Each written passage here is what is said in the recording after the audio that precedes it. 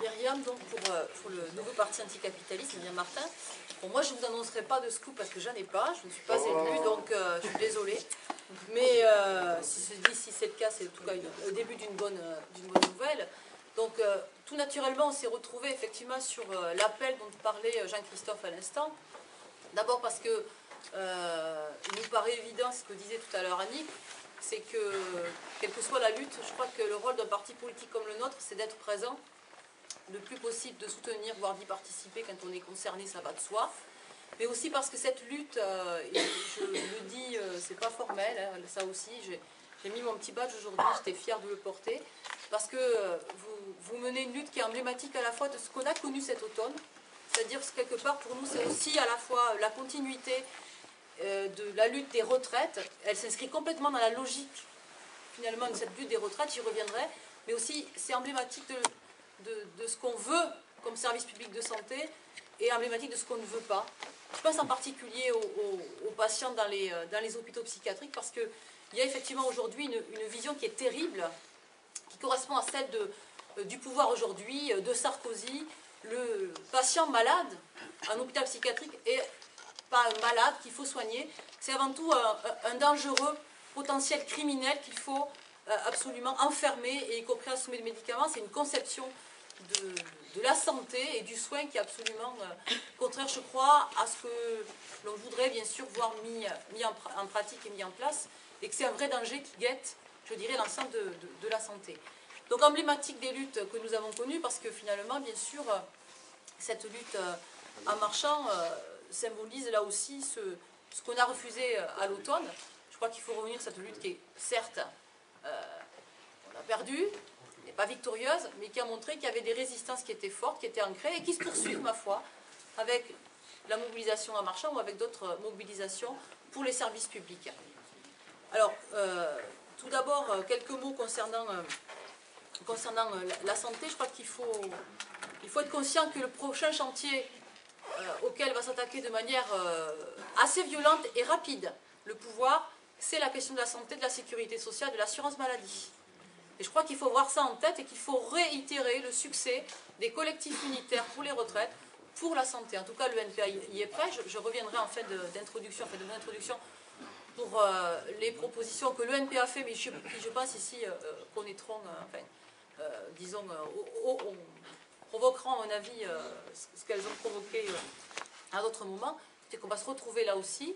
Mais il y a vraiment danger aujourd'hui. La santé est dans la ligne de mire du gouvernement. C'est le prochain chantier. Sarkozy, il est passé en force, effectivement, sur les retraites. Il va continuer là-dessus. Et il va le faire avant 2012. Il va le faire par le biais de la dépendance et du cinquième risque. Hein, les choses sont quand même déjà positionnées avec la même logique. Faire en sorte que cette dépendance elle soit financée par les personnes concernées, par leurs familles et par des assureurs privés. C'est l'ouverture à la privatisation. Et il y a des assureurs qui sont déjà en embuscade, qui n'attendent que ça, comme Médéric avec le PDG Guillaume Sarkozy, comme le frère du président. Ça, c'est un vrai danger qui nous guette. Et bien évidemment, poursuivre le démantèlement de la santé qui connaît les attaques depuis des années, les déremboursements des médicaments, le forfait hospitalier, la fermeture de services, la fermeture de lits.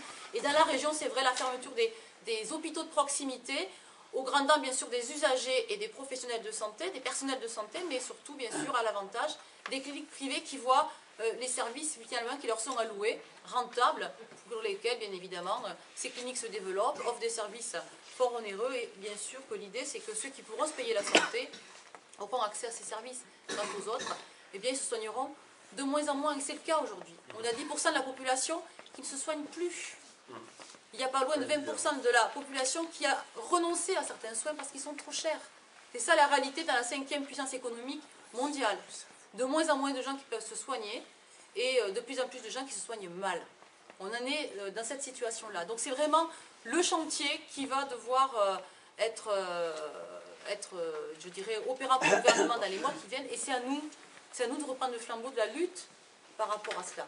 Alors je voudrais dire aussi quelques mots sur les hôpitaux de proximité, parce que je crois que c'est aussi notre rôle en tant qu'organisation politique d'aider à animer, relancer, participer, soutenir à toutes les initiatives des collectifs de défense des services publics et des hôpitaux de proximité. il y a des combats en cours, hein, le copain l'a rappelé tout à l'heure, Sainte-Afrique, Decazeville et bien d'autres. Et c'est vrai que pour Decazeville, hein, c'est qu'un sursis, mais pour beaucoup d'hôpitaux, c'est également cela, et qu'il faudra se battre contre la fermeture de ces hôpitaux de proximité.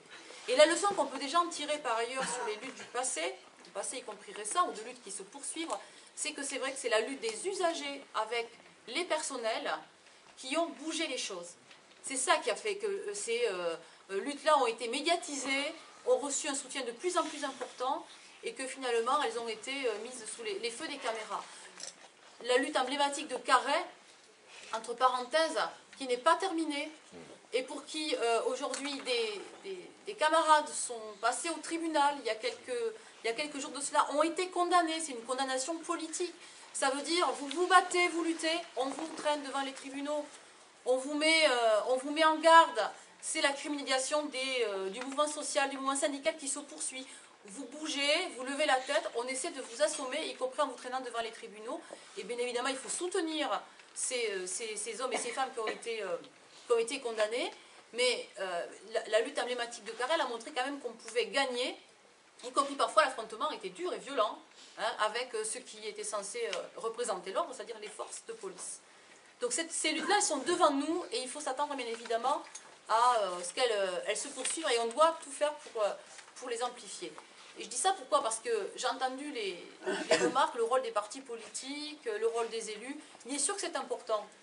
Et il est légitime, je dirais même qu'il est naturel, que les élus de ces cantons, de ces départements et de ces régions, s'ils sont cohérents avec eux-mêmes et expliquent que les services publics doivent être développés et protégés, eh bien soient dans le soutien, systématiquement.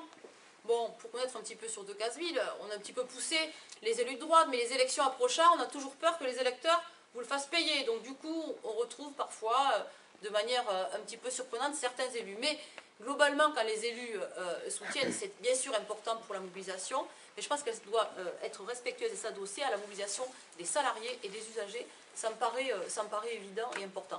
Bien sûr que l'unité aussi syndicale dans un hôpital, dans une boîte, est très très importante aussi. Ça permet aux salariés de se mobiliser. Et ça a été le cas jusqu'à il n'y a pas très très longtemps, y compris à l'hôpital Marchand. Bon, ceci dit, une situation un petit peu complexe, un petit peu compliquée. Je voudrais dire quelques mots par rapport à ça aux partis qui sont absents ici, parce que je crois qu'il faut le dire aussi, et il ne faut pas en faire non plus une montagne. Il y a deux partis qui sont absents, donc, le Parti communiste et le Parti socialiste. Nous, on est favorable à ce que ces partis soient présents dans ce front de soutien à l'hôpital Marchand et dans la lutte, bien évidemment, contre toute fermeture d'hôpitaux ou de services.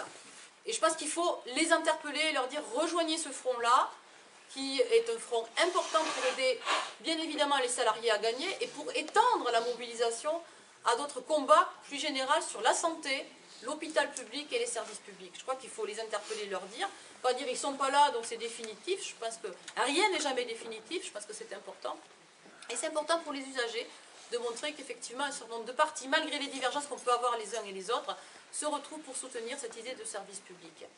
Alors quelques mots, pour que je ne veux pas être trop longue, sur ce qui est aujourd'hui, de notre point de vue, important à exiger et revendiquer. Rien de surprenant, on retrouve un petit peu ce que certains ont déjà dit ce soir. Bien évidemment que l'action de la santé, ce n'est pas un problème, encore une fois, de financement. C'est un problème de répartition des richesses. Ça a été dit avant moi, mais c'est essentiel. C'est le même problème que pour les retraites. La santé est financée parce que, et elle a des difficultés aujourd'hui, parce que depuis des années et des années, des cadeaux déjà fiscaux sont faits toujours aux mêmes, qu'on crée les déficits, ils n'existent pas comme ça. Hein, on fait en sorte que justement, elle soit malade, cette santé, cette sécurité sociale, pour dire, vous voyez, ça ne fonctionne pas. Et on nous a fait le même coup sur les retraites. Mais la santé, c'est un problème, évidemment, de répartition des richesses. Et je crois que ça, c'est très important. Il faut le dire, c'est les cotisations sociales qui font rentrer de l'argent dans les caisses. Et les cotisations sociales, c'est du salaire socialisé. Et ça veut dire une autre répartition des richesses, ça veut dire augmenter tous les salaires. Ça veut dire arrêter les cadeaux fiscaux au patronat, parce que ça ruine effectivement les services publics. Et ça permettrait de créer des dizaines et des dizaines de milliers de postes de fonctionnaires dont on a besoin dans tous les services publics au lieu de les supprimer comme c'est le cas aujourd'hui. C'est ça qu'on doit avancer, exiger et revendiquer tous ensemble. Je pense que beaucoup d'entre nous le partageons et c'est tant mieux, mais en tout cas il faut trouver ensemble des solutions à apporter. Pour nous elles sont celles-là, on les met sur la table, on les discute pour qu'on puisse bien évidemment se battre contre la logique libérale qui vise à tout casser, à casser tous les acquis, à casser tous les services publics et à céder tout ça à la sphère marchande, parce que pour les libéraux, pour les capitalistes, la santé est une marchandise, l'éducation en est une autre, et tous les services publics doivent être démantelés au nom de cela, au nom de la logique du profit. Et c'est cela aussi qu'il faut combattre.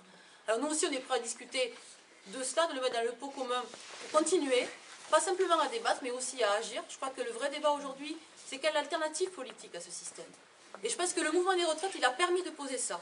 Pas simplement parce que les gens se battaient et avaient bien compris qu'il était injuste de travailler plus longtemps pour gagner moins, mais qu'ils ont compris une fois de plus que finalement, il y a une échelle peut-être de masse, ce qui ne s'était pas vu depuis fort longtemps, qu'on est en train de s'opposer à une société terrible, hein, qu'on nous impose de plus en plus, injuste, inégalitaire, violente. Hein, et la violence sociale, malheureusement, elle est extrêmement importante. On le voit avec la précarité et la pauvreté qui s'étend.